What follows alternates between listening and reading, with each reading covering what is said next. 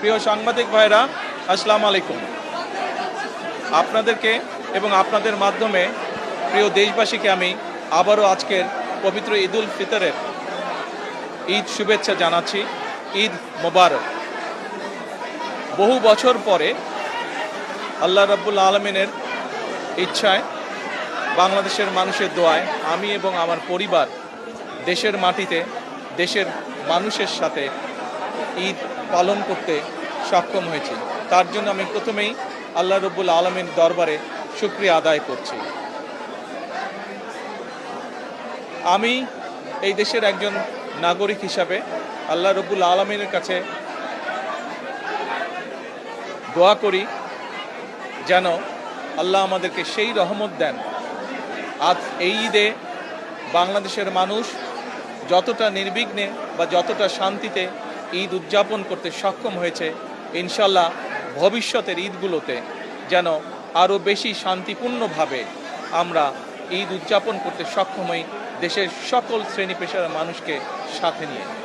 একই সাথে আসুন এই ঈদে আল্লাহ রাব্বুল আলামিনের কাছে আমরা রহমত চাই, যেন আল্লাহ আমাদেরকে সেই রহমত দেন যাতে করে আমরা বাংলাদেশের মানুষের সেই প্রত্যাশিত সেই বাংলাদেশকে ধীরে ধীরে গড়ে তুলতে পারি। আজকের এই ঈদের দিনে দেশবাসীর কাছে আমি দোয়া চাই। একই সাথে দেশবাসীর কাছে আমি অনুরোধ জানাবো যে আপনাদের সহযোগিতা যদি থাকে, ইনশাল্লাহ আপনাদের এই নির্বাচিত সরকার দেশকে আপনাদের চাওয়া অনুযায়ী দেশ গঠনের কাজে সর্বোচ্চ শক্তি দিয়ে চেষ্টা চালিয়ে যাবে। সকলকে আমি আবারও ঈদের শুভেচ্ছা জানাই।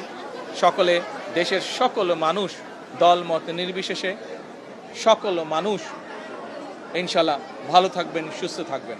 আজকের এই দিনে আমরা আবারও গভীর শ্রদ্ধার সঙ্গে স্মরণ করছি 1971 সালে যারা জীবন বাজি রেখে এই দেশকে স্বাধীন করেছিলেন, সেই শহীদ, সেই হতাহত মুক্তিযোদ্ধাদেরকে। আমি একই সাথে স্মরণ করতে চাই 2024 সালের ছাত্র জনতার গণ আন্দোলনের মাধ্যমে এই দেশকে স্বৈরাচার মুক্ত করতে গিয়ে যারা শহীদ হয়েছেন, যারা হতাহত হয়েছেন, সেই সকল গণতন্ত্রের যোদ্ধাদেরকে, সেই সকল গণতন্ত্রে শহীদ হওয়া মানুষগুলোকে, তাদের সকলের আত্মার মাগফিরাত কামনা করছি।